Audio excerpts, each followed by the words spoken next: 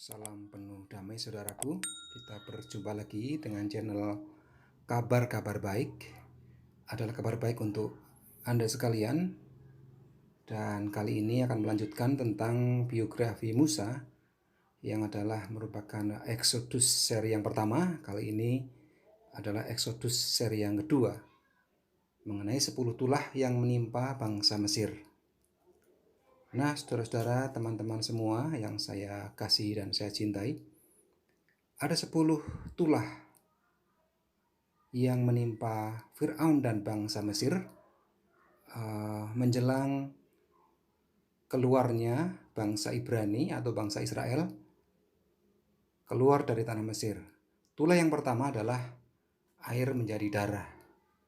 Ini merupakan peristiwa yang sangat langka, dan mungkin yang persis seperti itu tidak ada lagi, yaitu air menjadi darah. Seluruh air di Mesir, baik air yang ada di sungai Nil, air yang ada di sumur-sumur, air yang ada di perumahan-perumahan, semua menjadi darah atau berwarna merah darah, sehingga tidak ada air yang bisa dimanfaatkan. Bahkan ikan-ikan yang di sungai pun, sungai Nil, semuanya mati. Itu adalah tulah yang pertama yang menimpa Mesir. Tulah yang kedua adalah munculnya katak yang memenuhi seluruh daratan di Mesir. Ini juga peristiwa yang tidak pernah terjadi sebelum dan setelahnya.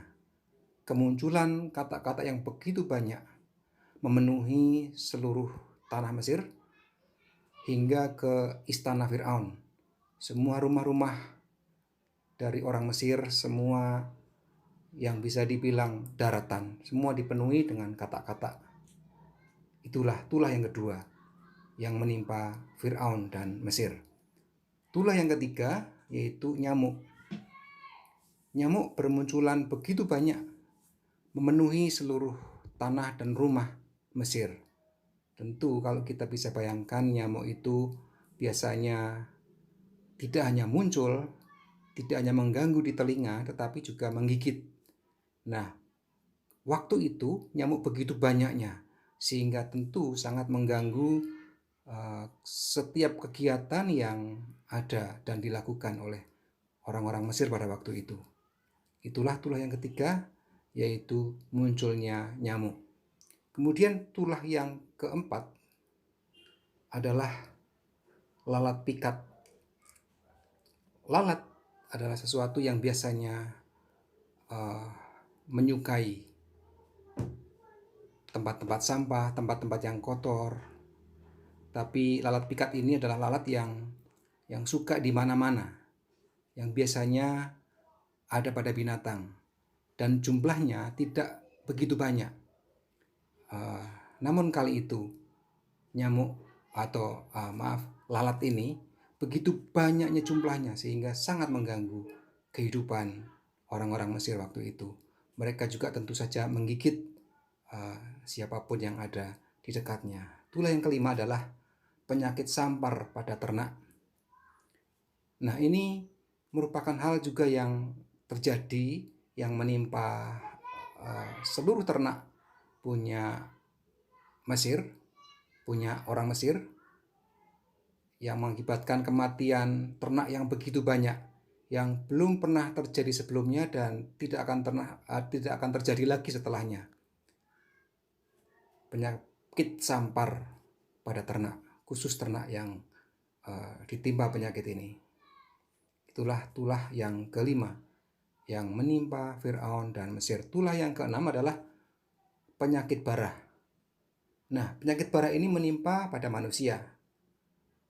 Di dalam Keluaran pasal 9 ayat 8-12, berfirmanlah Tuhan kepada Musa dan Harun, ambillah jelaga dari dapur peleburan serangkup penuh, dan Musa harus menghamburkannya ke udara di depan mata Fir'aun. Dan ini mengawali munculnya bara yang menimpa orang-orang Mesir pada waktu itu. Kemudian tulah yang ketujuh, yaitu hujan es dan api. sesuatu yang sangat jarang terjadi, namun ini adalah hal yang sangat mungkin terjadi, dan ini pada masa itu menimpa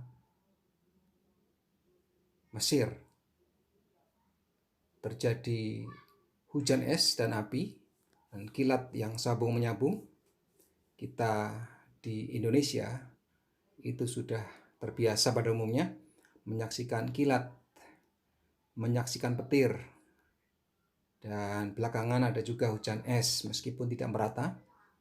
Namun pada waktu itu di Mesir terjadi hujan es dan hujan disertai dengan api. Tulah yang ke-8 adalah tulah belalang. Belalang ini biasanya memakan tanaman-tanaman yang ada di ladang atau di kebun, atau tanaman-tanaman yang ada di daerah perkebunan tertentu. Namun kali ini belalang itu menyerbu sampai ke rumah-rumah. Tidak hanya tanaman yang dimakan, tetapi semua yang bisa dimakan dia makan. Kemudian tentu ketika makanan habis dia akan berkumpul, akan membuat semacam kumpulan banyak belalang di rumah-rumah di pemukiman. Tulah yang ke-9 adalah gelap gulita. Ini juga sesuatu yang sangat jarang terjadi, tapi pada waktu itu menimpa Mesir, sehingga tidak dikenali adanya siang hari, karena siang pun gelap seperti malam. Itulah yang ke-9, karena kekerasan hati Firaun untuk melepaskan bangsa Ibrani keluar dari Mesir. Dan tulah yang ke-10 adalah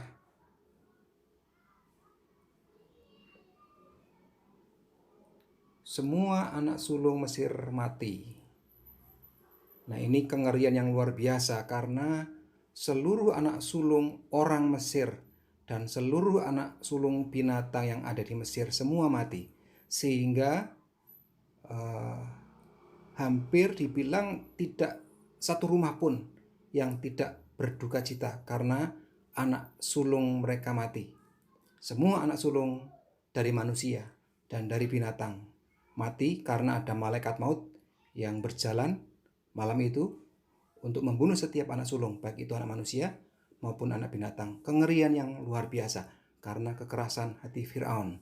Dan pada akhirnya Firaun kemudian melepaskan bangsa Ibrani atau bangsa Israel untuk meninggalkan Mesir. Bahkan dengan diberi pemberian-pemberian oleh orang-orang Mesir supaya jangan berlama-lama lagi orang Ibrani tinggal di Mesir, supaya mereka yang dikhawatirkan nanti habis, mati binasa, begitu menurut prediksi atau menurut tafsiran orang-orang Mesir pada waktu itu. Demikian sekilas tentang 10 tulah yang menimpa Mesir. Sekian, terima kasih sudah menyaksikan. Thank you and God bless you.